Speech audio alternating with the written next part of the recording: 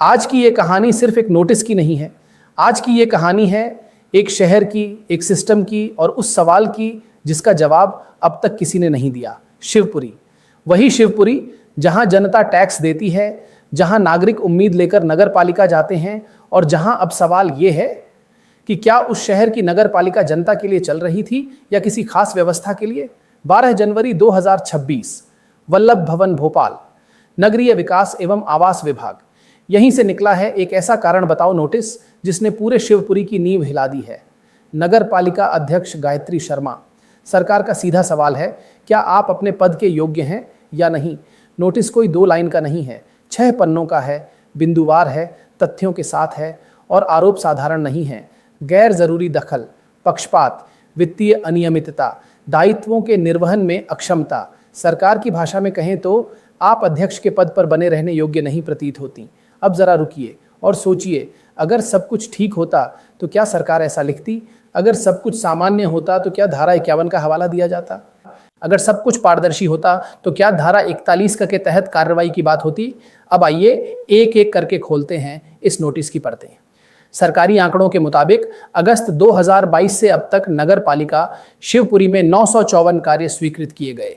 इनमें से पूरे हुए 211, पूरा भुगतान हुआ लगभग 18 करोड़ रुपए का। लेकिन सवाल यह नहीं है कि काम कितने हुए, सवाल यह है कि बचे हुए कामों का क्या हुआ। सरकारी रिकॉर्ड कहता है 57 करोड़ 79 लाख से ज्यादा के काम या तो अधूरे हैं या शुरू ही नहीं हुए।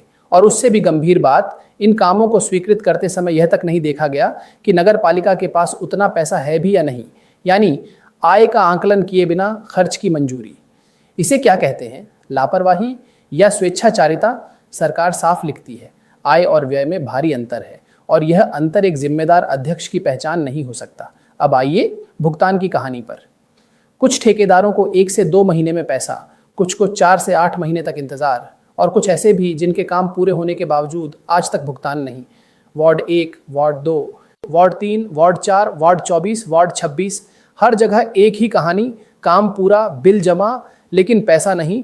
और दूसरी तरफ कुछ चुनिंदा फर्म, शिवम कंस्ट्रक्शन, आशा कंस्ट्रक्शन। सरकारी आंकड़ा कहता है इन 2 फर्मों को 5 करोड़ 9 लाख रुपए से ज्यादा का भुगतान। पूरा भुगतान 11 करोड़ 47 लाख में से लगभग आधा 2 ही फर्मों को।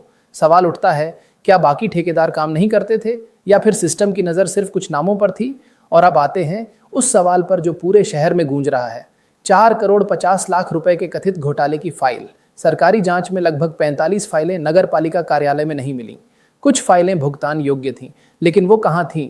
नोटिस में साफ लिखा है निर्माण से जुड़ी फाइलें, प्रोसीडिंग रजिस्टर, PIC रजिस्टर नगर पालिका में नहीं बल्कि अध्यक्ष के निवास पर रखे गए। ये सिर्फ नियमों का उल्लंघन नहीं है, ये सवाल है नियत पर। और यहीं पर शहर पूछता है 4 करोड़ 50 लाख के उस घोटाले में अगर फाइल गायब है तो जिम्मेदारी किसकी। अगर अध्यक्ष पद पर थी तो जवाबदेही किसकी। और अगर इतने बड़े मामले में नाम जोड़ने से परहेज किया गया तो क्यों। क्या यह सवाल उठाना गलत है। अब जरा परिषद की स्थिति देखिए। कुल 39 पार्षद, उनमें से 19 पार्षदों का सामूहिक इस्तीफा। आरोप क्या है, भ्रष्टाचार, तानाशाही, बदतमीजी और पति द्वारा धमकियां।